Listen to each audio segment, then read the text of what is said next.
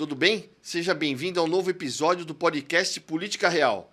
Aqui nós tratamos a política de forma equilibrada e com credibilidade. Eu sou o Wilson Pedroso, aproveite para você que está nos assistindo, faça sua inscrição no nosso canal e nos siga nas redes sociais.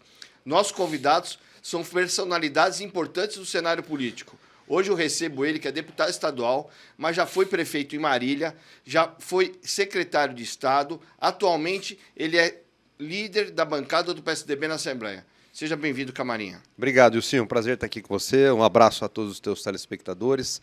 Muito feliz de estar aqui para a gente falar um pouquinho da vida pública, do dia a dia, esclarecer um pouquinho o que é a política para as pessoas que estão trabalhando, correndo e informar, né? Então, e falando em informação, você tem uma... Você é jovem, mas... Fui.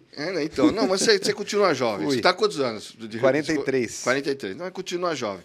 Mas você tem uma vasta experiência na política. Mas vamos vir um pouco de lá de trás. Né? Vamos vir um pouco de lá de trás para entender quem é o Vinícius de hoje. Primeiro, entender de onde vem a sua veia política, se é isso mesmo que eu acho que é. Né? Seu pai também foi prefeito e foi deputado estadual. Foi aí que essa veia política Você entrou? sabe que eu nunca falei isso, né? O meu tataravô foi Prudente de Moraes, primeiro presidente civil do Brasil, em 1898 a 1902. Tanto é que na casa da minha avó, você tem lá o busto, você tem livro, você tem história e tal. É muito legal. Mas como é muito antigo, as pessoas nem... E eles vieram direto para Marília? Eles eram de Piracicaba. Piracicaba. Né? Aí um dos filhos do meu tataravô foi para o interior e aí nasceu o ramo da nossa família. Mas eu, particularmente, não fui para a política em razão do meu tataravô, porque é super longe, mas né? é bom saber. A, gente, né? A árvore da família vem de lá de trás. Lá de trás. Né? Aí o meu avô, por parte de pai, era cartorário, foi vereador, e era um tempo em que o vereador, era vereador de Marília, o vereador, principalmente o vereador em cidade pequena, era assalariado, não tinha salário. Isso. Em 1970. É o que chamam hoje de pro bono, 68, né? 70, uma coisa assim. Acho que 68. O vereador, que eu acho que dependendo do tamanho da cidade, o vereador realmente não precisava ter salário. Dependendo, mas tem trabalho político que consome realmente a atividade da pessoa constantemente. Aí você tem que abrir mão do seu trabalho. Mas dependendo da cidade, que tem sessão uma vez a cada 15 dias, esse negócio do salário, dá para você avaliar melhor. Mas tem gente que trabalha full time e precisa. Mas o meu avô era daquele tempo. Aí depois meu pai também foi vereador, aí prefeito por 3 vezes, deputado federal, deputado estadual. E eu adolescente, na verdade eu tenho uma foto minha com 2 anos de idade no Palanque do Montoro. No Palanque do Montoro. Do Montoro, criança. E então eu digo que eu estou 43 anos na vida pública. Quando eu nasci, meu pai era vereador, né? Então eu acompanhei muito desde criança, adolescente. Uma vez eu estava com 17 anos, meu pai falou, você precisa ir lá me representar na festa de formatura, porque eu fui convidado para ser o paraninfo, e vai você. Eu com 17 anos de idade, imagine, todo mundo já adulto, formado e tal, e vai eu treinar, o que eu vou falar, né? Então, começou assim. E eu sempre acompanhei muito minha família, meu pai, na vida pública. Aí entrei na faculdade de Direito, fui para o Grêmio Estudantil, que eu gostava e tal. E saí candidato com 21 anos de idade. Então, é deputado estadual. Isso. Então, eu ia te perguntar se você tinha sido prefeito primeiro ou deputado estadual. Deputado primeiro. Primeiro deputado. Deputado mais jovem até hoje, eleito para a Assembleia Legislativa. Porque a lei fala em 21. A idade mínima para você ser deputado estadual. E vereador, a 18, lei mínima são 18. E aí senador, acho que é 36. 35. E aí presidente da República também. Governador 30. E aí você foi eleito deputado em que ano? Em 2002. Com 21, tomei posse com 22. Por um pouquinho eu fico impedido de tomar posse por conta da legislação. Então, eu vou entrar um pouco mais na história do jovem deputado para depois voltar para a história do prefeito. A gente sabe que hoje volto a falar, você é um jovem deputado, mas tem experiência. Como foi chegar numa assembleia que tinha pessoas já com vasta experiência. Vamos dar um exemplo. A época que você foi, tenho Eu fui certeza deputado com Arthur Alves Pinto. Então, eu tenho certeza que o Campos Machado já estava lá. Já, Arnaldo Jardim, Campos Machado, Arthur Alves Pinto, Curiati, a velha guarda toda. Como que faz para transpor essa bolha da velha guarda, O né? Rodrigo Garcia que tinha uma fala legal. Ele falava assim, eu tô antigo, mas não tô tão velho porque eu comecei cedo, né? Isso. Eu posso também usar essa frase a meu favor. Então, eu estou há muito tempo na vida pública. Eu posso dizer com mandatos, 20 anos. 20 anos. Indiretamente, mais 20. Isso. 23, que vi minha família. Pois bem, quando eu cheguei lá na Assembleia, imagine só, né? 22 anos, tal, tinha um pessoal já mais antigo. Com pessoal experiência. pessoal renomado, você tinha os caras que eram os caciques, né? Eu me lembro a primeira vez que fui para a tribuna. Prefeitos com não sei quantos mandatos. Ex-prefeitos, ex-secretários, ex-ministros, gente. Né? Mas como eu tinha uma certa relação com a política, aquilo não me assustou muito. Certo. Porque eu convivi muito na minha infância lá dentro. Convivi muito. Isso ajudou. Isso te ajudou. O Carlos Apolinari, que foi o presidente da Assembleia em 1992. Eu conheci o Vitor Sapienza, que foi presidente da Assembleia em 94. Conheceu e conviveu, né? Ajudei, eu era adolescente, fiz a campanha do Fleury, participei, que era um catavento, sei até a música. É o novo tempo, Fleury, é renovação, o resto é passado, é papo furado, não cai nessa não. A campanha de 1990, cara, eu tinha 13 anos. Então isso para mim não era um mundo totalmente sério, mas cheguei lá a convivência te facilitou a entender o mundo político. E eu, sim, cheguei novo, extrema humildade também, quieto, fui lavar banheiro. Peguei a comissãozinha mais simples, fui lá, ninguém queria, fui membro, era o primeiro a chegar, o último a sair, comecei a trabalhar, fazia meu trabalho com toda a dedicação e fui crescendo lá dentro. Fui crescendo, eu fui a vida inteira do PSB, que era... já era o Márcio França à época. Já era o Márcio França em 2002. Márcio, Caio França, né? Já era esse pessoal. Fiquei por 20 anos nesse partido, depois eu te conto as razões porque eu saí. E fui crescendo. Aí me reelegi, fui assumindo comissões importantes, fui vice-líder do governo do Serra, o Samuel Moreira era o líder, eu era o vice-líder. Fui ganhando uma certa notoriedade. Musculatura, né? Fui... As pessoas... Esse cara esforçado, né? Eu digo que sou esforçado. Traz confiança, né, no grupo. Aí virei o líder da bancada, depois me elegi prefeito, e fiz 3 mandatos de deputado, e depois me elegi prefeito de Marília, em 2013. Então, aproveitando, eu vou chegar no prefeito. Tá. Você acha que existe espaço, existe interesse na juventude para ocupar cargo público hoje? Sim, Você acha que... Eu também fui igual você, eu nunca saí candidato, mas fui líder estudantil, líder de juventude de partido, presidente de diretório. Militou na política. Militei na política e fui crescendo. Tive boas oportunidades e boas pessoas me aconselhando. Não sou aquele tradicional de padrinho, né? Olha, eu tenho um padrinho, eu fui dando certo de outras formas, com muita dedicação, com esforço, muito parecido com você. Mas, em algum momento, eu senti, nessa minha fase de juventude, um distanciamento dos jovens. Hoje ainda continua isso? Ou você acha que as redes sociais aproximou os jovens da política? Não, é o seguinte, eu acho que nós temos um problema sério no Brasil. Eu acho que vocês vão refletir comigo e acho que vão concordar. Nós temos hoje um analfabetismo político. Total. Eu converso porque é o seguinte, as pessoas não sabem como funciona a política. Mas mesmo com as redes sociais? Não, a rede social é um faroeste, pô. Você pega lá, vamos lá. Minha esposa é médica, às vezes eu sento com colegas dela, que são médicos. A pessoa não compreende o que é deputado estadual. Não compreende. O sujeito fala, você fica em Brasília? Ah, mas você é deputado em Marília. Não, mas como? Você fica na Câmara Legislativa? Não, fico na Assembleia Legislativa. Ah, o vereador. Quem que é o vereador? O vereador, então, ele... Aí o senador. O senador é o Alckmin ainda, né? Então, as pessoas, elas assim... Alguém não ensinou, e devia ter na grade escolar, na minha opinião, não é ensinamento político, mas como funciona a organização administrativa do país. Precisa ter, cara.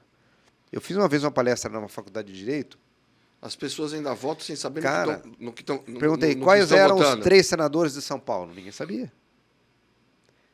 Você perguntava a diferença de sanção e veto, que é uma coisa mais técnica, jurídica. Para aluno de direito, poxa, mas o que é o Congresso Nacional? O que é o Congresso Nacional? Você vê lá a matéria no Jornal Nacional. O Congresso Nacional vetou tal projeto. O Congresso Nacional, se você for perguntar para uma pessoa o que é o Congresso Nacional, o cara fala, pô, sei lá, um negócio de político, tal. Aí você é a Câmara mais o Senado que se reúne para votar. Então você conversa com as pessoas não compreendem o que funciona. E briga e luta sobre políticas com unhas e dentes. Mas a Assembleia não tem problema não é problema de imagem, imagem de... Ela fica exprimido no noticiário. E sanduichada entre a Câmara, o noticiário Câmara é capital e federal. O governo do estado, o pessoal sabe quem é o governador, mas nem sabe direito o que está fazendo. Porque, muitas vezes o governo do estado faz, as pessoas acham que foi a prefeitura que fez ou foi o governo federal. Mas a Assembleia fica num limbo. Né? Fica ensanduichado, né, entre as competências do município e da União. É isso que atrapalha. Isso atrapalha. Aí você tem uma parte da juventude e das pessoas também que ninguém ensinou isso para ela. Aí qual é a fonte de informação da política? TV aberta, rede social e jornal. Qual é a notícia que tem sobre política? 99% negativa. Então como é que você convida a pessoa para fazer política? Explica para mim. Eu acho que teria que ter na escola, no 3º colegial, o último ano do ensino médio, aula sobre estrutura administrativa do Brasil, economia e filosofia. Então, mas ano de vida sentido... Porque daí explicar para o cara, olha, função de vereador é essa, função de prefeito é essa. Eu recebo coisas nas minhas redes sociais, o cara me cobrando, coisas da prefeitura. Ótimo, tem que cobrar, mas ele me cobra como se fosse eu o responsável. Então, e se não faz... E aí ninguém sabe, aí fica aquela... A gente precisava melhor fazer uma orientação política, a gente precisava melhor dialogar com a juventude. Você sabe disso. A redemocratização fez uma leva de líderes, trouxe uma leva de líderes. Serra, Montoro, Mário Covas, tal. Nós não tivemos produção de novos líderes. Você não teve um movimento de produção. Aí você teve um momento de 2013, de rua, meio solto, sem uma bandeira, sem nada. Não tivemos produção de novos líderes. Aí você vai falar, você vai convidar uma pessoa para ser vereador? Você está louco? Imagina, você está de brincadeira. Você acha que eu vou mexer com isso? Se é que isso é o que vai transformar a vida da pessoa. Então, que vai cuidar da qualidade de vida de todos, né? Então, mas mesmo tendo todas essas dificuldades, quantos votos você teve na eleição passada? 123.316. Você não é um deputado pequeno eleitoralmente. Você é um deputado grande. Porque a minha pergunta é isso. Porque... Primeiro foi essa história da bolha da juventude de ultrapassar num mundo que era composto por lideranças já muitas vezes testadas, com vários mandatos. Mas nós tivemos um evento que foi a eleição de 2018. Né? Foi 2018 a eleição. Você estava até... Naquela eleição você apoiou o Márcio França, não estou em questão, nessa questão. Mas como manter esse volume de eleitores acordando, lembrando seu nome, lembrando seu número, lembrando que você é deputado estadual, muitas vezes sem entender direito nem qual o papel do deputado estadual, num mundo que hoje a rede social acaba atrapalhando. Acaba atrapalhando, porque muitas vezes pessoas que não têm capacidade nenhuma, estou dando minha opinião, né? Não tem capacidade nenhuma de legislar, não entende nem o que vai fazer lá, e chega sem entender, e continua não entendendo, tira voto de políticos. Não vou falar políticos profissionais, mas políticos tradicionais que estão no dia a dia, né? Que sabe o nome da rua onde mora, conhece a liderança, sabe as necessidades, sabe o quanto foi difícil trazer esgoto, encanamento para um bairro, porque trabalhou há 10 anos tentando trazer isso. Como que você conseguiu sair também dessa bolha? Você tinha gordura de voto para se reeleger? Porque agora essa eleição, ainda acho que os eleitores voltaram a votar nos políticos. Tem outro cara que é da internet, essas coisas, mas são pessoas com trabalhos também pontuais. Vou dar um exemplo, o pessoal da causa animal. né? Mas não é um cara da TV, não. O cara tem um trabalho na causa animal e tem, sabe, proteção animal e tal. Tem uma bandeira. Tem uma bandeira. Como você conseguiu... Vamos lá, Wilson, minha vida, né? Eu me elegi no primeiro momento com o prestígio do meu pai, sobrenome da minha família. Depois eu tive que me virar para manter. E crescer e andar com as próprias pernas. E procuro fazer isso todo dia, né? Para eu apresentar boas propostas. Existe um outro tema que a gente precisa fazer, que é a tal da reforma eleitoral. Porque eu defendo o voto distrital. Por que eu tenho essa votação? Porque eu dialogo diretamente com o eleitor que se identifica com a minha bandeira. Qual é a minha bandeira? É representar a região oeste do estado de São Paulo, que compõe ali Marília e região. Mais ou menos em torno de umas 80 cidades ali daquela região. O que aquelas pessoas da minha região pedem? Mais investimentos, melhor qualidade de vida. E a gente precisa ter saúde, e a gente educação. precisa ter um representante aqui em São Paulo para isso. O que eu falava na eleição? Política chega lá e fala, pô, tudo a mesma coisa, política, esse cara, vem enrolar a gente aqui, conversa fiada. Eu chegava a dizer o seguinte: vocês sabem quem é que decide por onde vão os impostos que você paga? Na eleição, todo mundo assim. Você sabe quem decide? A moça que está vivendo aqui. Quem decide? Você paga muito imposto, Dani. Você paga muito imposto. E a gente paga mesmo. A carga tributária aqui é 40%. Alguém decide para onde vão esse recurso. Certo. Você sabia que quem decide para onde vão esse recurso em âmbito estadual são os deputados estaduais? Não faz sentido a gente ter um daqui da nossa região trabalhando para que esse recurso retorne para a nossa região. É isso. Faz sentido. Então tá bom, vamos lá. Olha o que eu penso. Isso, infraestrutura, saúde da mulher, saúde da criança, hospital. Vou defender isso. Aí eu tentava fazer a pessoa compreender a razão dela votar em alguém que ela acreditasse em alguma causa que fosse valer a pena ela batalhar. Então, esse voto distrital que eu defendo, e que não prosperou, mas devia prosperar, ele é super importante, que você divide o Estado com representantes. Por região. Eu pratico isso, mas a legislação não existe isso. Não existe. Sai todo mundo candidato, salve quem puder. Aí aparece um cara do nada, parece cara da internet. Tira nada 40 mil votos de um deputado de uma região, não elege o deputado. Todos têm legitimidade para ser. Ou o pessoal da internet, você tem muitos sindicatos, você tem o pessoal da igreja. É perfeito. No momento em que você limita o distrito, você garante que aquela região geograficamente do Estado passa a ter um representante que possa ser a voz daquele povo, daquela comunidade. Você tem regiões eleitoralmente pequenas que não elege. Não elege deputado. Não elege. Ou elege 1, 2, fica desproporcional. Mas isso é um outro debate. A reforma eleitoral precisa... Eu acho que não vai acabar acontecendo.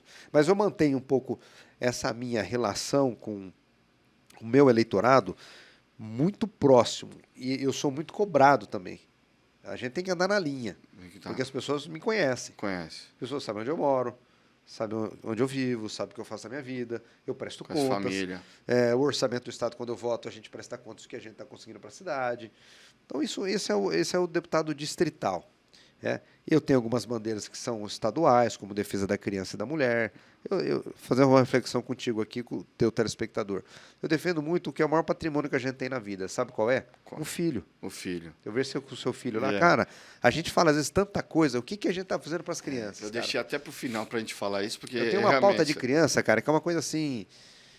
depois eu vou te contar da oncopediatria. Você sabe que você tem um dos projetos, que não é seu, eu vou falar de projetos, eu quero falar da prefeitura, mas eu vou falar um dos projetos que você foi coautor, que é aquela proibição de fumar em locais públicos, locais fechados.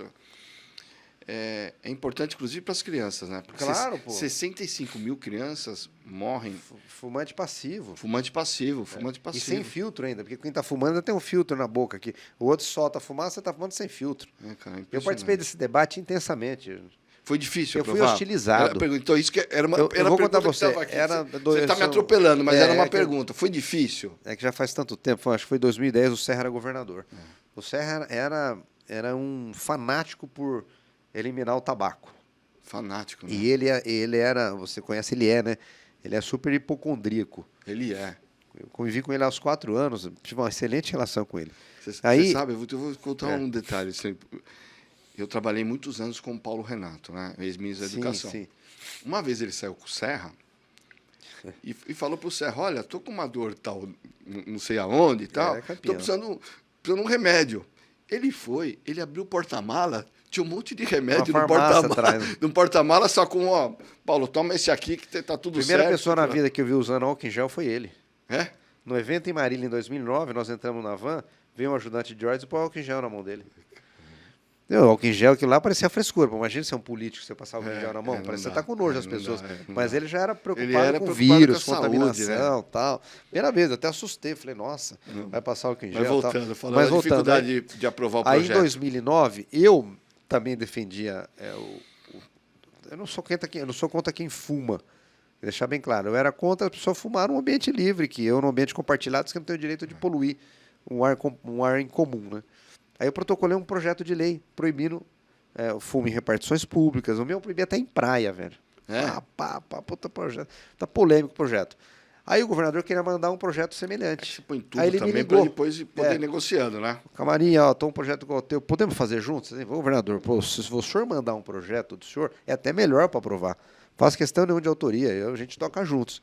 Aí eu fui com o autor do projeto dele. E aí foi o primeiro Estado brasileiro, nem lei federal tinha, não tinha, que proibiu o tabaco. Tanto é que você saía aqui, no Rio de Janeiro, o pessoal tava fumando lá e você falava... Aí eu era jovem, então você ia pegar um avião, o cara fumava, você chegava em pestear. Você estava num restaurante, aí tinha área de fumante e área de não fumante, só que não tinha nenhuma barreira. Não, no avião a também. Fumaça, no ônibus. Avião tentaram, numa época fizeram, olha, daqui para trás, daqui para trás pode barreira. Fumar. Tinha barreira. Fumar, então avisa fumaça, que daqui não pode, aqui pode. Era assim, a gente chegava cheirando mal em casa. Mas voltando, em 2013 você foi prefeito. Foi eleito prefeito ou foi prefeito em 2013? Aí eu, em 2012, participei da eleição municipal. Só pra te contar, eu sabia que eu fui hostilizado por essa lei Marília. Eu estava num restaurante japonês, tinha um cara, acho que meio de fogo, falou, esse cara aí não tem o que fazer, ficou provando a lei para proibir a gente de fumar no restaurante. Toda vez que ele passava que tinha que fumar lá fora, porque já era uma lei nova, ele me criticava, pô. O cara me criticava. Depois ele foi até pedir desculpa depois de um tempo. Mas ele passava, ele me via, eu estava sentado um pouco na porta do restaurante. Aí toda vez que ele passava em mim, ele lembrava que eu era o autor da lei, e se incomodava porque ele tinha que sair, porque ele estava fumando, sempre costumou fumar no restaurante, né? Ele falou, agora eu não posso fumar mais por causa desse cara. E falava baixo, assim, me hostilizando. Mas hoje eu acho que... hoje se voltar o cigarro, você arruma um problema. Você sabe que eu fui outro dia, viajei para um país na Europa, onde é totalmente liberado o fumo, né? Inclusive, eu estava com meu filho de 10 anos, ele falou assim, pai, estão fumando aqui. Eu falei assim, calma que aqui é liberado. Você desacostuma, né? Que é uma incomoda, coisa, né? Você fica incomodado. Você vê o quanto essa lei foi importante para a nossa saúde. É saúde. Foi importante para a saúde, para o bem-estar, né? Porque eu ficava imaginando, eu comia e um cara do lado fumando e era uma coisa normal. Hoje o cara fumando do meu lado quando você está comendo, você se incomoda, você quer levantar e ir embora. Você sabe que aquela parte do cigarro, que é o filtro, quando despejado na natureza, que eu tinha discussão da praia e tal, aquilo dura 150 anos. 150 aquilo não dissolve. O filtrinho não vai embora, né? Aquilo fica 150 anos, a tartaruga come, o peixe come, aquilo no mar, aquilo é um problema. Enfim, foi uma lei super legal, participei de um debate, a Folha depois veio com baita de uma reportagem. Você tem mais mas imagine você quebrar um tabu desse na época que todo mundo fumava. E quebrar junto às grandes empresas, né? Hollywood tratava Hollywood como se fosse um negócio, né? Botava os caras... os galãs. O cara surfando, fazendo esporte, fumando Hollywood. Que era um estoura cavaleiro, cowboy. Então... É verdade. Né? Não foi só a sociedade, foi as grandes empresas, exatamente, né? Que acabam financiando e muitas vezes financiam os adversários justamente para não tentar provar, né? Aí você vê, como o cara consegue tanto... Por isso que a entrada do Serra nesse debate foi importante. Porque o governador mandou a lei, eu sozinho certamente teria dificuldade de lobby, de não pautar, mas foi muito legal, fiquei muito feliz em aprovar essa lei. Em 2013 você foi prefeito. Me elegi prefeito da cidade de Marília. Com 20... Eu tinha 32 anos. 32 anos. De todas as experiências que você teve, o deputado estadual, secretário, prefeito... líder de governo também, qual que você acha, qual que é a mais gratificante? Você fala assim, isso aqui cansa, mas dá prazer. Todas são importantes. Certo. Não estou fazendo média, não. Todas me deram... Mas o fato de você ser poder executivo, que é você ser, por exemplo, um prefeito, te dá muita realização, te dá muito instrumento. Você tem uma caixa de ferramentas muito maiores do que o legislativo, porque você executa, você fecha, abre, constrói, demole. Então, ter sido prefeito foi muito gratificante. Foi muito gratificante. Eu acho que o executivo traz... É individual e é executor. O legislativo é poder colegiado. Você decide com um grupo de pessoas. Então, eu vou aprovar uma lei... Muita mais demora para maturar e sair, Eu vou aprovar uma lei, eu dependo de 49 deputados para aprovar, para ter maioria. Eu dependo de convencer as pessoas. Estou sempre... de fato, você não manda individualmente. Você tem o teu projeto, você protocola, o colégio é que vai decidir. Também é, mas são dinâmicas diferentes, vamos dizer assim. Gostei muito de ter sido secretário de Desenvolvimento Econômico, no período de 6 meses do então governador Márcio França, que é um pouco ETECRI, escolas técnicas, FATEC. Foi muito legal, apesar de não ser um período muito longo. O Márcio tinha sido secretário também dessa pasta, Dessa pasta também. E liderança de governo, que ele saiu da pasta para ser governador? Para ser governador. Ele saiu da pasta para ser governador. E se assumiu no lugar dele? Não, aí depois eu disputei a eleição, porque eu também não podia, né? Porque eu estava concorrendo. Entendi. Terminou a eleição, eu assumi a pasta. Eu assumi a pasta entre o primeiro ao último dia do governo dele. Eu fiz a transação com a Patrícia Ellen. Fez transição com a Patrícia? Recebi ela lá para a gente fazer a conversa que era, então, secretária... Que juntou também, né? Trabalho e ciência e tecnologia. Secretário do então governador Dória. Mas eu concordo com você. Eu acho que o executivo... Você tem a caneta e vê a coisa acontecendo, né? Você consegue planejar e fazer de uma forma mais efetiva, né? Eu fui subprefeito do Kassab. Que legal. Fui subprefeito do Kassab. Uma relação menor que de ser prefeito de uma cidade. Não, mas é a mesma coisa. Mas eu fui o cargo que eu... Assim, Qual subprefeitura? Vila Prudente e Sapopemba. Eram as duas juntas, 900 mil habitantes. Maior que Marília. 900 mil habitantes. Mas foi o cargo de todo... Tem um carinho por todos, né? Ter sido secretário particular, ter todo o carinho por todos. Mas o que eu mais me identifiquei, porque eu sou cara de rua, né? Não sou de ficar em gabinete, né? Ia na padaria, ia na rua, ia nas senhorinhas que fazia crochê e vendia para entender o que elas estavam. Foi ser subprefeito. Acho que o executivo te dá mais, principalmente a prefeitura, né? Te dá mais relação. O governo do estado você ainda faz, mas é um negócio ainda... Você vê realizações, mas é uma coisa mais distante. É um ente figurativo. O estado ele não existe fisicamente. O município existe, né? A prefeitura não. União e estado, eles são figurativos, né? Bom, e falando de campanha, nós temos um quadro aqui que é Histórias de Campanha, onde os nossos convidados acabam contando uma história. Eu vou passar a vinheta aqui, aí você volta para contar uma história que você acha legal compartilhar com as pessoas, que muitas vezes as pessoas têm curiosidade, né? Você acabou de falar, vai na festa da esposa, dos amigos da esposa, dos filhos, as pessoas ficam perguntando, né? Como que foi, onde que é, como conseguiu. Então, estou aqui com o deputado estadual Vinícius Camarinha, líder do PSDB na Assembleia. Vou pedir para passar a vinheta Histórias de Campanha. Produção, vinheta para a gente voltar aqui com a Histórias de Campanha. Obrigado.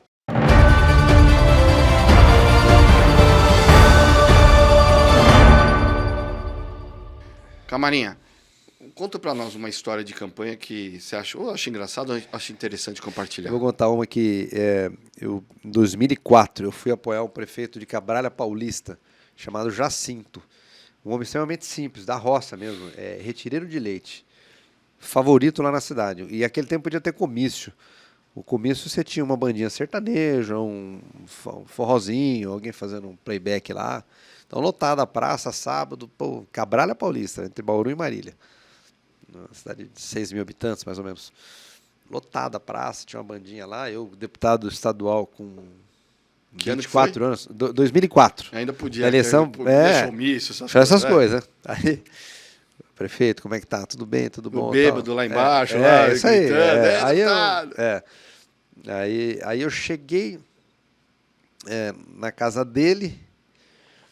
Eu falei, Jacinto, e aí, tudo bem, como é que tá? Já tá cheio lá, o deputado. Que bom, Jacinto. Então, vamos lá. E aí, como é que tá? Já tá preparado? Eu falei, preparado para quê? Discurso, a fala, o que você tá pensando? Eu falei, não vou falar. Você não vai falar, Jacinto? Não vou falar, eu tenho vergonha. Não consigo falar. Você que vai falar para mim. É difícil. Você assim, não tem como, cara. Mas a gente tem que... Não, você vai falar. Se você escrever, ainda eu leio. Falei, puta, então É dá um difícil, papel aqui, Jacinto, que eu vou escrever o é. negócio. Você precisa falar, não tem Você como eu que pôr- falar, não. Tem que ser o pontapé. Você passa a bola pra eu chutar pro gol, né? Aí, cara, eu peguei um papel lá, eu comecei a começar em 5 minutos, cara. Fiz o discurso dele em 5 minutos e tal. Escrevi lá, conversei com ele o que eram as prioridades dele e tal. Aí subimos pro palanque, lotado mesmo, lotado. Praça, Lotado. cidade pequena, uma bandinha boa lá de Marília e tal, que ia tocar, né? Os caras vai a gente quando chega, né? Porque o cara Não, é difícil quer aguardar o isso, show, né? Aí eu já sinto. Você não quer falar mesmo? Pô, vai ser muito chato. Né? Pô, quem me conhece sabe que eu sou simples mesmo, Vinícius. Não tem problema nenhum, não. Não vou falar. Eu falei, então eu vou falar primeiro, então. Aí falei e tal, que ele era um cara realmente bom de coração, mas nem sempre as pessoas têm facilidade em se expressar tal, e que ele, portanto, ia ler. O discurso, a fala. Não, aí você não sabe. Aí eu não conseguia ler. Ele travou. Travou. Aí não saía. Difícil. Nem ele falava e nem ele. Aí eu peguei o microfone de volta. Falei, gente, é o seguinte, ó. O Jacinto vai fazer isso. E ganha a eleição. Assim. Isso é isso. Agora, você pensa um cara que não fala. Você sabe um cara que não fala, um prefeito que não fala. Não falava em... Não fala, né? Não falava em inauguração. E você sabe que agora nós elegemos um prefeito amigo nosso, até trabalhou na minha equipe, Diogo Calçu, dito, ele não fala. Não fala, né? Não, repetiu novamente. Agora na eleição de 2022... 2020, ele venceu lá em Ocalçu, bem pertinho de Marília. Então é uma coisa, eu não vou falar, não falo. Mas em cidade menor é mais fácil, né? Não dá para fazer em Você cidade maior. Em São Paulo você não consegue eu falei, uma coisa assim. O dito de Ocalçu, né? O governador vai vir aí. Falei, eu não vou falar no palanque. Eu não falo. Só faz joia. E bola pra frente. É uma história que marcou. Acho que é interessante. Interessante. Político. Mas eu vou defender eles, palanque, porque né? falar não é fácil. Eu fiz media training, fiz todas essas coisas. Muitas vezes as pessoas falam, mas você é muito fechado. Não, eu tenho vergonha mesmo. Falar não é fácil. Não é fácil. Ter o dom da palavra, igual você, igual muitos lá na Assembleia, né? Você pega o Barros Munhoz, deixar ele ficar 2 horas falando. E a gente hipnotizado, ouvindo a pessoa, é Pop isso. Campos Machado. São contadores de história. São contadores de história. Então, ter o dom da palavra não é fácil. Jacito, estou te defendendo aqui, fica tranquilo, viu? Mas você sabe que eu sou tímido também. Você é tímido? Tímido. Na escola eu era quieto. O negócio de apresentar trabalho não era comigo. Cara, a primeira vez que eu subi na tribuna, na Assembleia, me deu um frio na barriga, cara. Mas aí depois você vai. Aí eu fui pesquisando, porque é uma arte também. Você pesquisa e você ganha confiança, você começa a enfrentar esse medo seu e sai. E eu lembro que uma vez eu fiz um curso com o Reinaldo Polito.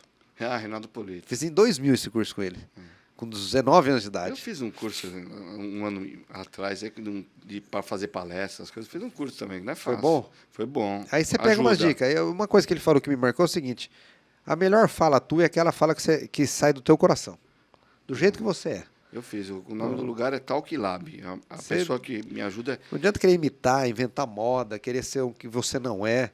Eu acho que você tem que ter... Uma grande dificuldade é você ter o conteúdo para falar. Tem gente que não tem conteúdo, aí não adianta. Aí você tem que ficar no enrolation. Então, você tem um bom conteúdo e falar com o coração, se expressar com o coração, com naturalidade, você vai embora. Mas eu fiz esse mídia, tanto é que vira e mexe eu mando o podcast para elas darem uma olhada, porque muitas vezes tem vício ainda tem o vício de linguagem, né? Aquele né. É difícil você tirar também. Vício físico, fica batendo. E elas acabam assistindo e elas me mandam, olha, melhora isso, vê, tem mais atenção nisso e tal. Posição da mão, posição do microfone, postura. É isso. Você tem dicas, aí você vai pegando. Aí você vai pegando. Eu fiz 9 eleições, cara. Eu disputei diretamente 9 eleições, cara. 9. E indiretamente fiz umas 10. Assim, desde a do Fleury que eu te contei, as que eu participei. Então, puxa, eu adorava, porque você aprende. E eu procuro observar as pessoas. Eu também procuro observar. Eu observava. Adorava o jeito de alguns líderes falar, outros olhavam, falavam, poxa, não vai, esse vai. Então, e tudo é uma arte, né? Então, pesquisa, você se preparar, aperfeiçoar. É difícil. E nós falamos acabou entrando a história do projeto de lei da proibição de fumar em ambientes públicos, fechados, essas coisas. Mas você tem outros projetos também que eu queria destacar. E se você tiver mais algum que você acha importante, porque muitas vezes a gente faz, que eu lembre. Um que eu acho super importante, que é social, assim, na veia, que é o desconto para quem está desempregado e ganha menos de 2 salários mínimos, desconto em inscrição em concurso público e em vestibular. E agora, acho que, eu não sei se é coautor ou autor, que é o projeto de lei de defesa nas escolas. Proteção nas escolas. Proteção nas escolas, isso. Proteção Proteção nas escolas, até por conta do que a gente está, infelizmente, vivendo de violência de fora para dentro. Né? Muitas vezes, de fora para dentro, perdemos uma professora há alguns meses também. Vários episódios de agressão dentro da escola, né? Eu acho que você deve ter outros projetos, mas esses dois eu queria destacar, porque eu acho que é muito atual, porque a gente está vivendo essa questão de violência nas escolas, né?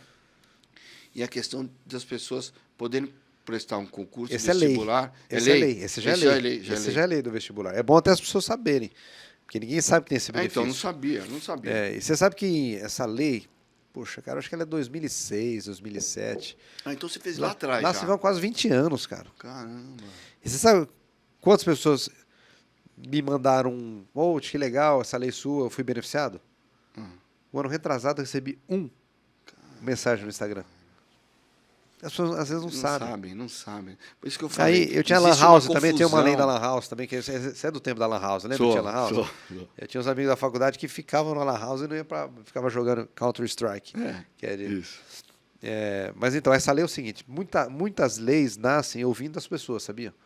Ouvindo, tava conversando, aí uma pessoa falou para mim, poxa, deputado, eu quero prestar vestibular, mas eu não tenho dinheiro. Putz. Caramba, meu. O Estado tem que oferecer ensino gratuito, de qualidade, e existe uma barreira financeira de acesso a esse ensino que o Estado está impondo. Não pode. Imagine. Aí, boa ideia. O cara quer trabalhar, quer ser empregado público. O Estado está oferecendo. Existe um impedimento financeiro para o Estado, para algumas camadas da população que não podem. Fiz a lei. Pois foi tão legal, porque geralmente lei de propositura dos deputados, elas são vetadas por vício de iniciativa, às vezes os caras têm umas maluquices. Essa foi sancionada.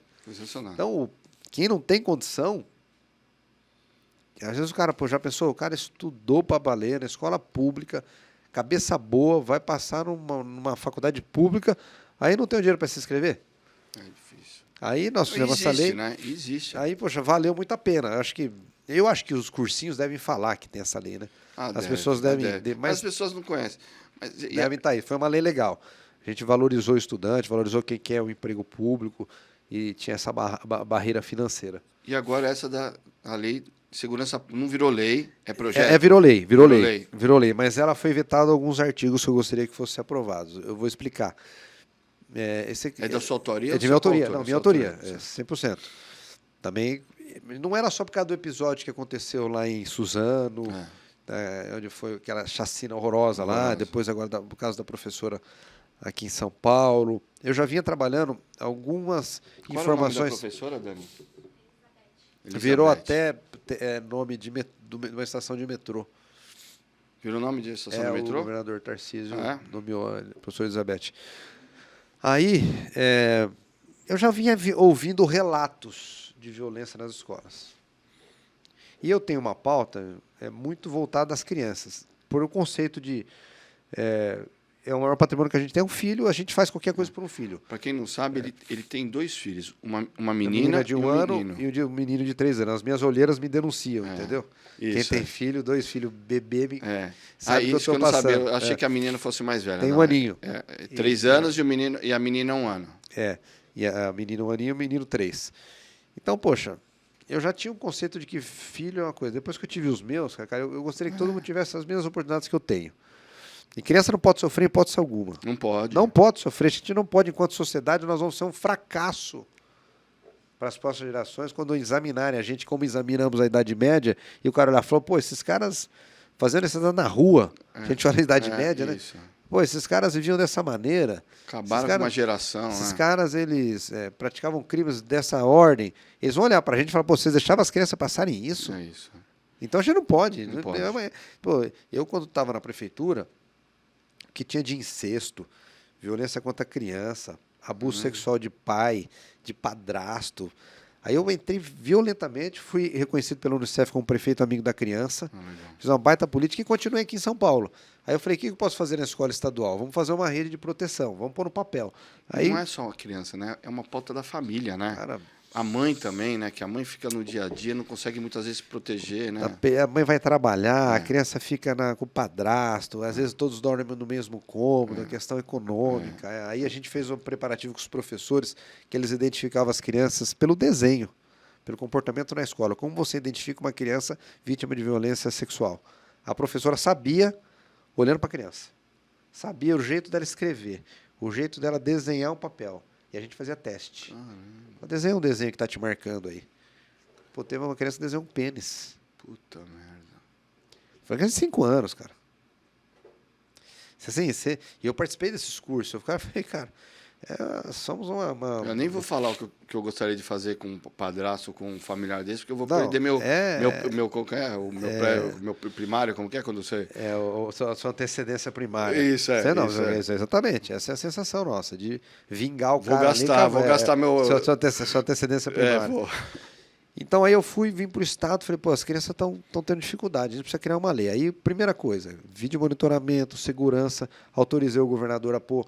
No tempo de escola particular, você tem o BEDEL. Tem um bedel. Você tem um cara que fica lá na porta e ele controla a entrada e a saída. No Estado eu não tenho essa informação aqui. Abre o portãozão lá, é meio solto. Não vejo, nunca vi isso no Estado. Mas você vai em qualquer escola particular, você vai deixar teu filho, né? O senhor quem é? O BEDEL até conhece o pai e a mãe. Conhece então. o pai e a mãe. Autorizei o Estado a contratar uma empresa especializada ou policial, qualquer coisa. Não é qualquer vídeo pessoa que retira o monitoramento. filho. Criamos um programa de reuniões semanais entre os professores, a comunidade, encontros. Então foi bem legal. E o governo vetou essa minha... um dos artigos que era a autorização para vigilância terceirizada interna. Havia um debate que eu não posso criar despesa, então não poderia ser por lei de autoria de um deputado, teria que ser o próprio executivo fazendo. Tudo bem, depois eu vi alguns momentos que estão fazendo, vídeo monitoramento ajuda muito também, inibe a criminalidade. A gente proibiu também bares. Eu digo que bandido não gosta de ser filmado, né? A gente proibiu bares a 100 metros da escola. A lei proíbe, não pode ter bar a 100 metros da escola, porque o cara de fogo bebe, vai lá, agride a criança. O cara fica loucão, né? Não, e dependendo do local, tem venda meio de que droga. Meio que você pedindo para reforçar o policiamento. Então foi uma lei que eu gostaria que fosse mais abrangente, mas tá bom. Eu acho que a gente cravou um pouco ali o conceito da lei. Então, aí... Porque eu queria falar um pouco, dar um pouco essa ênfase nos seus projetos, porque são realmente projetos importantes que muitas vezes vem momentos que a sociedade precisa de alguém para se organizar, né? Porque às vezes o projeto de lei é para organizar alguma coisa que a sociedade muitas vezes não conseguiu se organizar por N motivos. E você dá um exemplo desse que você recebeu, que é de 2006, que você recebeu uma mensagem só agora, o ano passado. Você acredita nisso? Que é o de desconto para as pessoas que vão fazer vestibular e concurso público, que ganham até 2 salários mínimos ou que estão desempregados. Aí, a semana retrasada, ou 2 semanas, começa uma discussão que muitas vezes deveria ser a 4 paredes, ou uma discussão no colégio de líderes, que é uma coisa menor, e vira destaque como se fosse algo da Assembleia. Projetos como você acabou de relatar, muitas vezes não tem mídia, você não consegue exposição até para trazer... Porque quando a sociedade também se envolve, você acaba conseguindo força para aprovar os seus projetos de lei, que muitas vezes você não aprova porque você não tem apoio do executivo, não tem apoio da sociedade, fica você lutando por algo sem uma articulação, né? Que é a questão de como as mulheres deveriam estar vestidas no plenário. Se vai de tênis, principalmente foi por causa de uma camiseta Eu Amo São Paulo, acho que era isso, e tênis. Vou dar minha opinião. Acho que o plenário tem que ter uma certa liturgia. Não pode ir lá de sunga e biquíni como se estivesse na praia. Está na sua casa, né? Mas tênis, hoje, se for olhar para você, eu sou capaz de estar de tênis aqui. Eu estou no sapatênis. Está de sapatênis. E não deixa. Você não veio de sapatênis desmerecendo o meu programa. Não, no dia a dia, hoje a gente está de sapatênis, está com uma camisa, você está com uma camisa social, uma calça ok. Não perde muito tempo e não acaba você querendo sobressair com projetos importantes e acaba. A sociedade acaba te enxergando o conjunto dos legisladores por causa de uma coisa menor. Ô, Ilcinho, quem quer entender o legislativo vai ficar louco. Eu sempre digo que o legislativo ele é maravilhoso, porque ele é exatamente 100% lipse item a representatividade da sociedade. O que a gente tem aqui fora, nós temos dentro do parlamento. Por incrível que pareça. Não adianta achar ruim, não adianta reclamar do legislativo, não adianta xingar o cara que foi eleito, que não podia estar lá. As pessoas elegeram essa pessoa. Ela não é obra do Espírito Santo. Não é, né? Não é. Lamento de informar que ela não é. Alguém votou e ela representa essa sociedade. Eu sempre digo que é como provar uma sopa. Você pode fazer uma sopa do tamanho dessa mesa aqui, ó. Você não precisa tomar ela inteira para experimentar o tempero. Você bate um pouquinho aqui, você já vai pegar o tempero se tem muito sal ou pouco sal. O legislativo é a mesma coisa. Nós temos 94 deputados estaduais e lá você tem gente com todas as características, com todas as formas de pensamento, todas as cores, credos, raça, idade, e que vai expor sua opinião lá. É assim que funciona a democracia, é assim que funciona o legislativo. Então você vai ter coisa doidice, o cara que implica com a roupa, o cara que não implica. Eu concordo contigo. A gente tem inúmeros debates muito mais importantes para fazer do que é que muitas vezes você fica lá, você que é um cara mas que essa o legislativo. Fica querendo aparecer, porque a gente falou, vocês estão meio que espremidos entre a notícia política municipal e a federal. Aí você tem 2, 3 projetos que vão mudar a concepção, vão mudar a sociedade, vão dar tem uma pegada social. Não, fica uma discussão. E aí fica os dois lacradores, porque aí vira lacrador, né? Porque aí o cara viu que deu mídia, o cara fica ainda na discussão do tênis, vai lá de novo no plenário aqui, não sei o quê. Bobagem. E coisas com essência que podem melhorar a vida das pessoas não estão sendo debatidas. Não estão sendo debatidas. Esses dias eu fiz uma intervenção lá, porque tá o pessoal brigando lá por um tema federal, um pouco de uma pauta mais de conceito e tal. Eu falei, gente, nós estamos discutindo aqui a questão da habitação. Vamos focar nisso aqui, porque é isso aqui que vai resolver a vida das pessoas. Esse tema aí é só para se aparecer. Mas cada um tem um mandato, cada um se elegeu por aquilo que ela defendeu na campanha e está lá. Então a gente tem que respeitar. E bola, põe para votar e vê o que a maioria decide. É simples. Eu fico dá uma angústia de ver muitas vezes pautas importantes que vocês trazem, muitas vezes não ter a mesma exposição na mídia. Coisa importante que a bobeira tem. Mas aí também eu acho que também mas é o que o deputado, mas eu também acho que o deputado também ajuda a não ajudar a Assembleia, sabe? Tem gente que é assim. Ajuda a não ajudar, assim, né? Tem gente que para se aparecer aí cria factoides, temas, coisas que não são nem de competência nossa, é coisa de Brasília, mas está lá, tá? Aí joga um pouco não é ingenuidade política das pessoas. A pessoa está trabalhando, pô. Quem está querendo, o cara não sabe como é que funciona, o cara não sabe o que é competência do Legislativo Federal, estadual. E foi o que você falou. A Assembleia Legislativa, o deputado estadual, ele está ensanduichado entre as competências federais e municipais. A Constituição Federal deu muita atribuição para os deputados federais e muito para os vereadores. O estadual ficou ali num limbo, do ponto de vista de lei. Esse teu projeto de lei da concessão do desconto, te garanto que muitas das pessoas ou acham que é o governo, ou acham que é o governo federal. Não. Acho que foi o Lula que deu. Não é? Amigão, cara... Não cai no colo do Camarinha. Cai no colo de todo mundo. Uma vez o pai da criança é todo mundo menos o Camarinha. Você me fez lembrar de uma situação. Tinha um munícipe lá na minha cidade de Marília me cobrando eu acho que era um buraco, alguma coisa. Eu deputado já. Falei, isso compete ao prefeito. Falei, mas você é deputado, você pode mais que ele. Não entende, né? Não, deixa eu explicar. Não cabe mais ou mais ou menos. É ele que tem que resolver isso. Eu não posso. Mas você é deputado, você pode mais. Você está acima dele. O deputado pode ajudar um município, até para as pessoas entenderem. O deputado estadual pode ajudar um município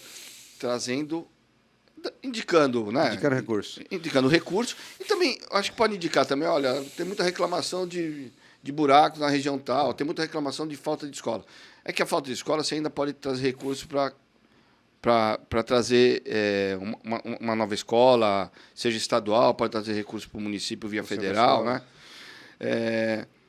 Mas é uma questão de indicação, né? Não é uma execução. As pessoas muitas vezes não entendem isso. Você pode indicar e pode trazer recurso para que se construa uma escola na região tal. Mas é o município que tem que fazer. É o município que tem que fazer. Se o município não tirar a bunda da não cadeira... pedir, eu acho legal. Um dia a gente podia até fazer uma conversa dessa, eu estou à disposição. Como é que funciona o imposto que a gente paga, né? 60% fica com a União, 25% com o Estado e 15% com o município. Perdão.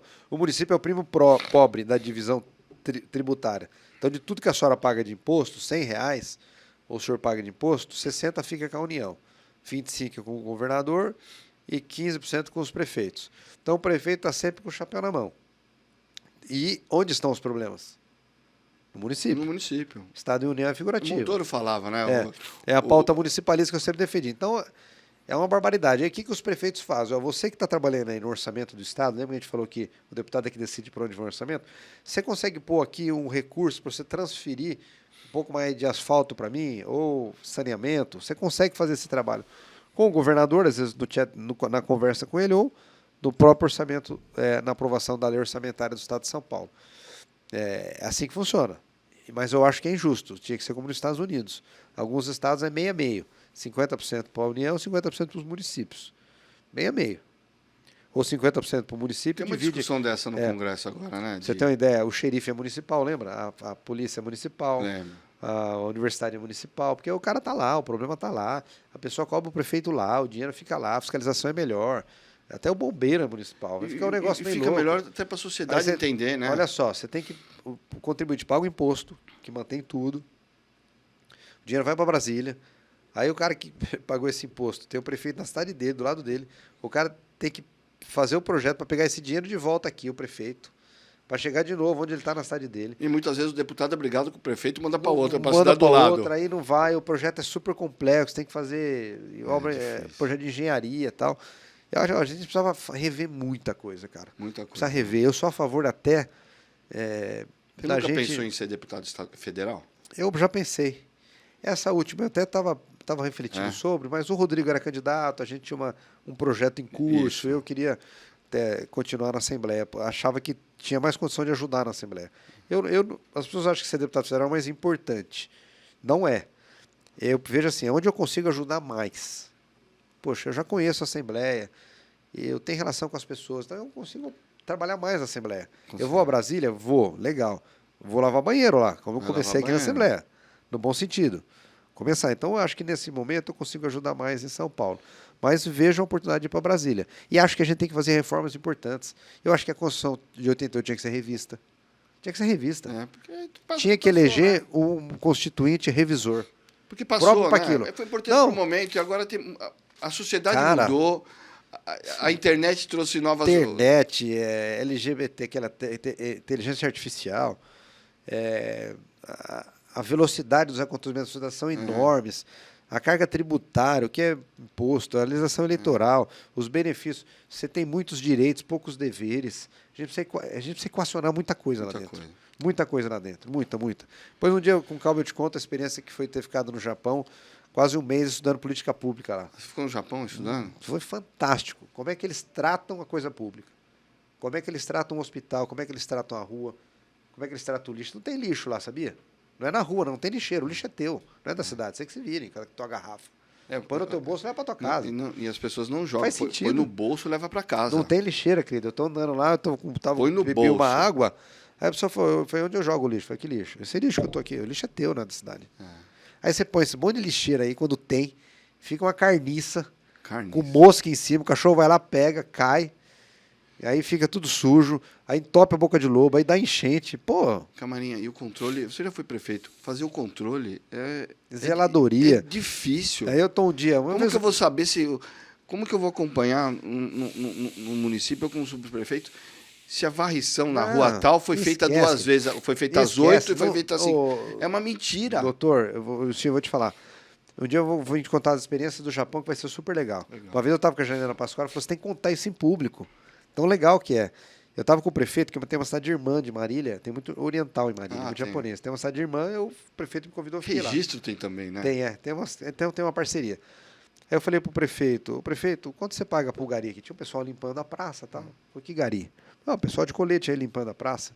Ele falou, não, a gente não paga nada, isso aqui são moradores.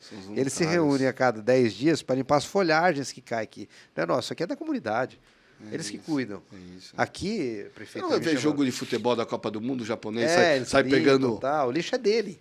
Você viu o conceito? Ele sai limpando lá, o estádio. Eles pensam no coletivo. A gente tem uma sociedade individual. E o cara joga o lixo no terreno, o Diogo se dane, sei lá que vai estar lá. Então, muito legal sobre saúde, educação, cultura, respeito com o próximo, respeito com o horário. Isso é uma pauta legal. Acho que você poderia produzir mais. Políticas públicas do Japão. Como é que o Japão... Porque também esses caras têm 3 mil anos, cara. Enfrentaram guerra, precisaram viver, precisaram entender como é que eles vivem melhor. Então, a gente tem que olhar esses exemplos para a gente colocar em prática aqui. Ver o que dá para trazer. Tem que trazer, mesmo cara. que demore para acontecer, que seja mudança de cultura, mas que dê o primeiro passo, né? Porque toda mudança... Esse negócio do lixo pode ser uma mudança de cultura. As pessoas até vão tirar toda a lixeira de São Paulo. Não dá uma proposta, não quero mimimi, não precisa de fazer mimimi. É uma proposta de um exemplo que existe no Japão. O cara vai para casa, não vai para casa? Vai para o serviço, não vai para o serviço. Não tem lixo em casa? Não tem. Por que tem que ter a gente gastar dinheiro com gari limpando lixeira que muitas vezes e aí é vandalizada? Lá, assim, é pichação zero. O patrimônio, quando tem alguma coisa para arrumar, o próprio munícipe japonês vai lá, ele mesmo com a pazinha de concreto, ele arruma. Aqui o cara predeja, quebra, ataca uma luminária bonita que você acabou de colocar.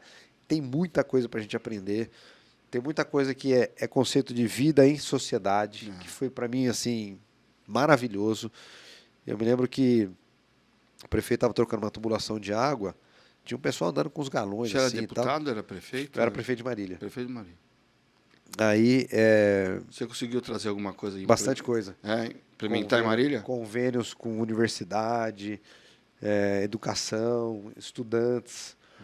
Aí, os caras andando com um galão na rua, né? Eu falei, que é isso? Ele falou, não, aqui a companhia de água avisa 4, 5 dias que vai interromper para consertar água, a gente leva água para a pessoa. Então, o respeito que o poder público tem para o contribuinte, para o munícipe e vice-versa, é lindo, cara. É lindo, cara. Todo mundo se respeita, a cidade atua, que é um conceito de coletivo, né? Não é individual. Onde eu conto com calma essas histórias. Estamos chegando no final do programa e aí a gente falou de filhos, né? Você é casado, Beatriz? Beatriz. Tem um filho chamado Vicenzo e a filha chamada Angelina. Isso. Pergunto porque eu te acompanho nas redes sociais. E no fim, nas redes sociais, as pessoas adoram quando coloca filho, coloca cachorrinho, coloca essas coisas. E eu observo muito mais você quando coloca filho do que eu acho que no seu dia a dia. Porque eu também tenho uma relação muito próxima com o meu filho. O primeiro programa aqui, a chamada eu gravei com meu filho. Ele convive muito na política. Ele até com 10 anos, ele entende. O Bruno Covas ia muito em casa, o João Dória ia em casa, o Rodrigo ia em casa, o Ricardo Nunes ia em casa. Então, ele sabe todo mundo por nome, tem uma sensibilidade social que não fui eu, que eu acho que é dele, sabe? Aquele negócio de, por que esse morador de rua, por que ele está aqui? Por que não tira da rua? Não era mais fácil tirar da rua do que essa barraquinha aqui? E eu tenho sempre que explicar para ele o porquê das coisas, que muitas vezes não tem o porquê, né? A gente não consegue explicar. Teu filho já tem alguma coisa? Porque eu vejo que você leva lá na feira. Eu levava meu filho todo sábado na feira, inclusive para deixar minha mulher dormir de manhã, sabe? Eu fiz muito isso com ele. Né? E faço até hoje. Quando eu consigo, eu faço isso. Aí eu te pergunto, primeiro, ele entende isso, e como que você faz para dividir seu tempo como deputado? Porque eu sei que... Aí eu me coloco, eu sei que é difícil. Na política, o nego gosta de jantar, gosta de coisa à noite, é festa, não sei das quantas. Muitas vezes a gente quer chegar... mais tarde. A gente sai muitas vezes cedo, não vê acordando, e chega à tarde e não vê nem dormindo. Como que você faz para... Um seu filho e outro separar essa questão? O meu filho é muito novinho, ele tem 3 anos, 3 anos e meio praticamente. Então ele ainda não... Ele não está compreendendo. Mas o fato dele ir à feira é porque realmente é bem em frente de casa a feira. Então... é uma forma da gente passear. É um momento seu com Mas, ele. ao mesmo tempo, como ele nasceu na pandemia, é uma forma da gente quebrar aquela ausência que ele teve de conviver com as pessoas. Que ele fica um ano e meio isolado. Então, para ele está sendo muito legal, porque ele conversa com todas as pessoas lá. Então, o Hélio da banana, o cara da melancia, o cara do pastel e tal. Isso é um convívio social legal para ele conhecer também todos os tipos de pessoas que existem na sociedade. Isso é muito legal. Em relação ao horário, eu coloquei para mim que eu procuro almoçar em casa e fazer a rotina da noite e da manhã. Então, 8 da noite eu que dou banho, mamar e ponho para dormir. Os dois? Os dois não dá. Aí a menininha, minha esposa ajuda. Ajuda. A minha esposa faz a rotina da menorzinha e eu faço do maiorzinho. Todo dia à noite, eu que ponho para dormir. E minha esposa leva para a escola, mas eu que arrumo ele. Como é 7 da manhã, dá para eu fazer. E na hora do almoço, eu procuro almoçar em casa. E aí essas janelas eu dedico ao trabalho. Eu estou conseguindo fazer. Uma vez eu saí de uma reunião, 7h40. Aí eu falei, você vai onde? Estava na Assembleia. Eu falei, vou dar banho no meu filho. Ele falou, você tá louco, cara? Eu falei, não, são 5 minutos aqui de casa, eu vou e volto. Imagina.